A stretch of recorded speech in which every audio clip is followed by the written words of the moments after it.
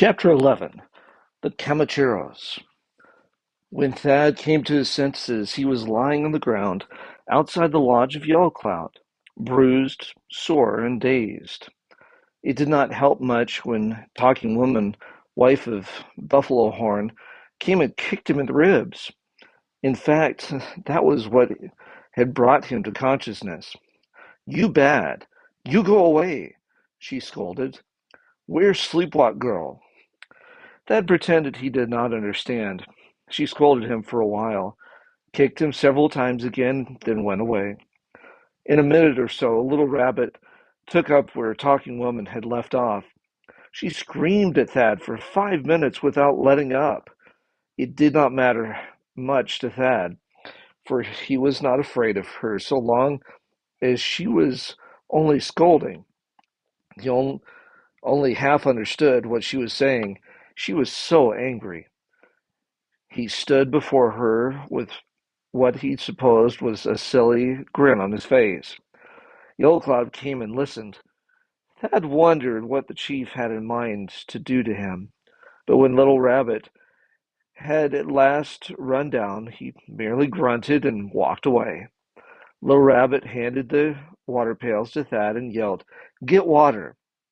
As Thad limped toward the creek for water, Scarpony walked beside him, scolding some more. "Where my blackbird?" he repeated over and over. "Why you steal my horse?" Thad only grins at the Indian boy. "I steal my horse," was all he would say. By the time they reached the creek, Scarpony's anger had spent itself, and he was challenging Thad to a friendly wrestling match. But Thad had no desire to enter any of the games of the Indian boys just then. All that day Thad worked harder than ever before. Little Rabbit seemed determined to make him sorry for his attempts to return to his folk. She had tried to make a good Comanche of him. However, the boy was pretty sure that the Indian's anger would not last long. He also felt sure that the feeling of the men, at least, was to some extent an admiration for his courage and spunk in an attempt to escape. "Spotted Boy Comanche, not Long Knife Boy," Little Rabbit said several times during the day, as though saying it would make it true. Thad tried to cover up the fact that he was tired, even though he was near exhaustion. He had found that the easiest way to get along with the Comanches was to obey cheerfully and to take their abuse without flinching. The next morning, when he was sent for wood, Thad went close to the camp of Warhawk's village. He hoped to run across Sally Buchanan. Sure enough, he found her gathering brush and buffalo chips.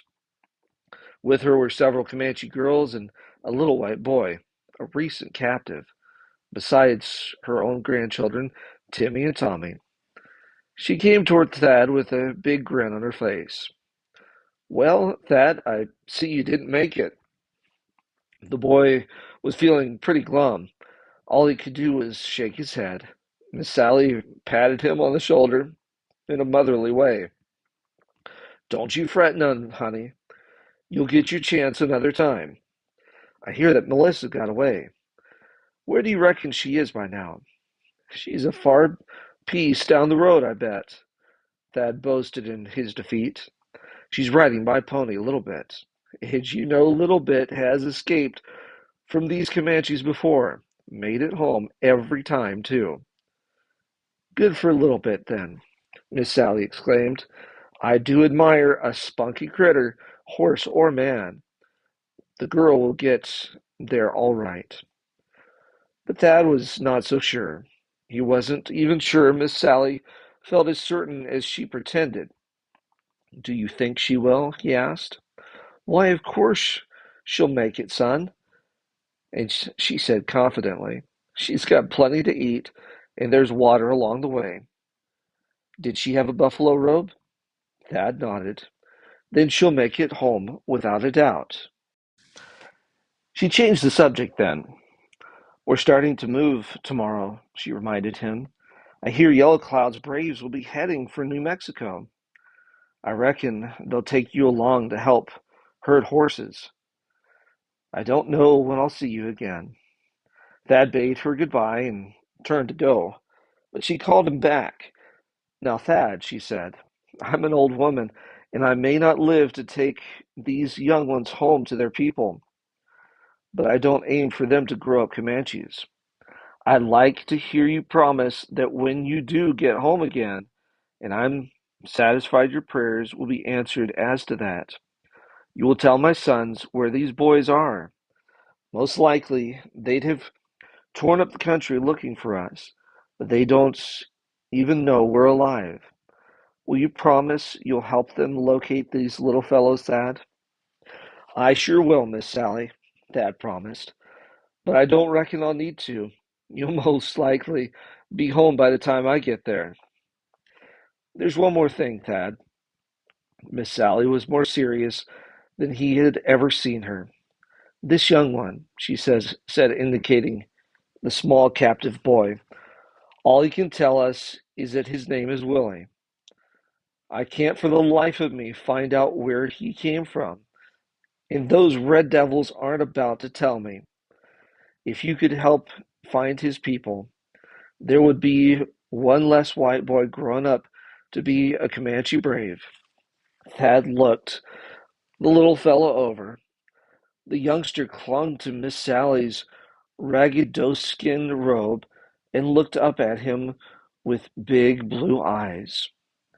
It would be a shame for him never to be found by white folk. Thad promised to report the boy if he himself ever reached home. "I reckon a woman of my age ought to be ashamed of herself if she ain't got as much faith in the Lord's protection as a boy," said Miss Sally. Thad grinned. "I reckon the Lord's got a good reason to save you from the Comanches as he has me.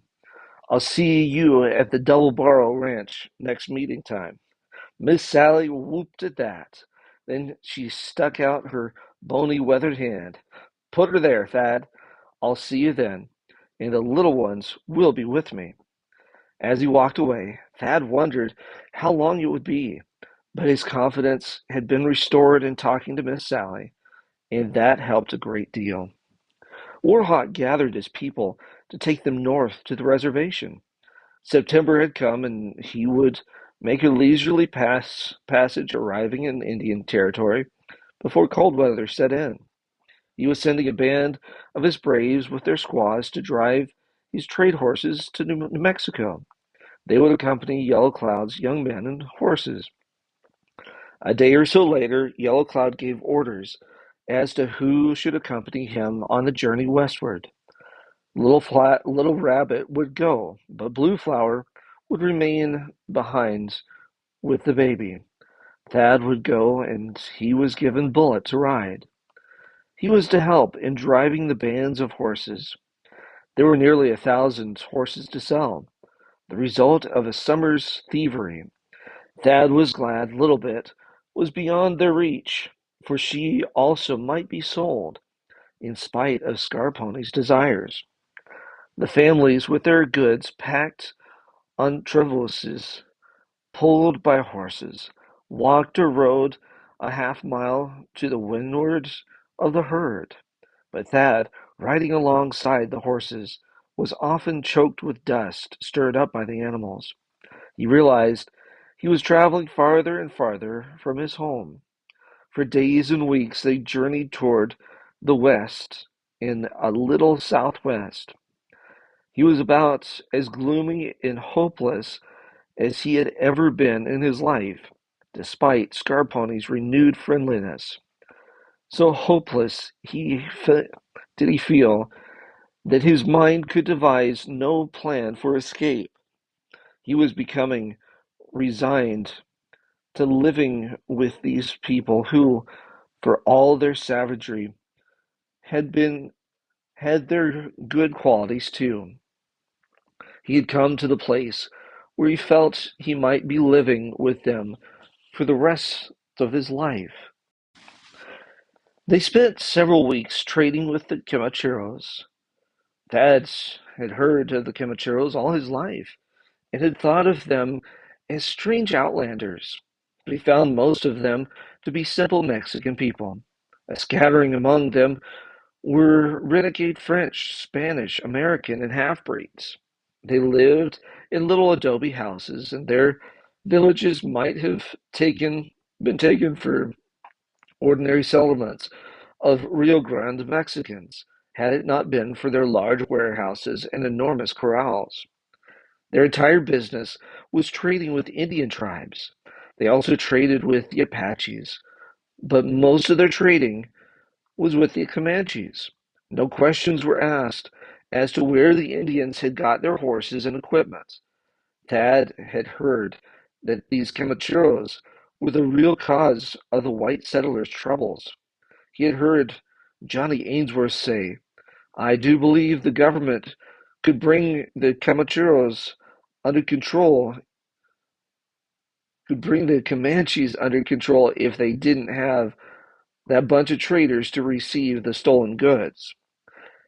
Thad could see the sense in Mr. Johnny's statement.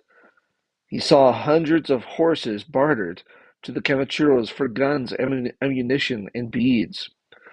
There were also woolen blankets and handcrafted jewelry of turquoise and silver from the Pueblos and the Navajos.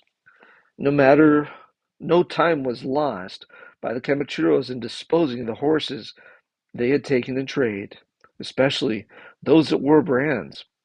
These were immediately sent into Chihuahua or westward to the Apache Indians.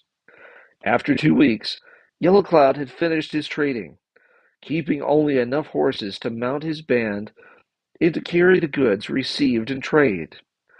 They had packed camp and were on their way back toward their old location when a battle with some Mexicans briefly delayed them. Some of Yellow Cloud's braves and a few of Warhawk's doubled, double-dealing young Comanches had lingered behind the others and had stolen back some of the horses they had just stole to the Comancheros. They drove them as fast as they could to join the herd of the traveling band. Yellow Cloud kept scouts out in the direction of Morada in the event the Mexicans should try to surprise his band. One day a scout came pounding into camp. "The Comancheros come," he announced. "How many?" Yellow Cloud asked. "A large band," the scout answered, "all armed with carbines, very angry, on good horses. They come fast." Camp was in a turmoil. Yellow Cloud and his warriors arrayed themselves and their horses for battle. Faces and bodies were painted. Strips of bright calico, red flannel ribbons, and feathers were woven into horses' manes and tails. Yellow Cloud put on strings of beads, a large necklace of bear claws, and a man's gold watch on a heavy chain. Next, Thad saw him fasten around his neck a thin strip of rawhide from which hung a cameo brooch. A letter M was worked into the design of the gold border. Thad had seen that locket before. It had been Marcella Branson's. The boy had almost come to like old Yellow Cloud and resigned himself to adopting Comanche ways. But now he knew he could never look at him again without thinking of the cameo pin and what it meant. The braves rode to battle, not returning till the next morning. They had killed several of the Mexicans and also brought their own dead. Thad felt pretty bad about a prisoner they brought in now. The poor captive seemed half dead, but that did not rouse feelings of pity in the hearts of his captors, who promptly began to abuse him. After a while, he heard the sound of many horses, followed by an outcry from Yellow Cloud's people. The Mexicans were returning with reinforcements. The battle did not last long. The Mexicans had come back to rescue their friend, who had been taken in the previous battle. Thad found himself praying for the enemy's success. When at last the Comancheros galloped away, they rescued had the rescued prisoner with them. Thad was almost as happy about the outcome of the battle as he would have been over his own release from the Comanches. For a little while, he even considered running away with the rescuers and throwing himself upon the mercy of the Mexicans. But that would only take him farther away from his own home. Besides, he knew the sort of peril he faced with the Comanches. He did not know what might happen to him with the Comancheros. It might only be exchanging a lesser peril for a greater.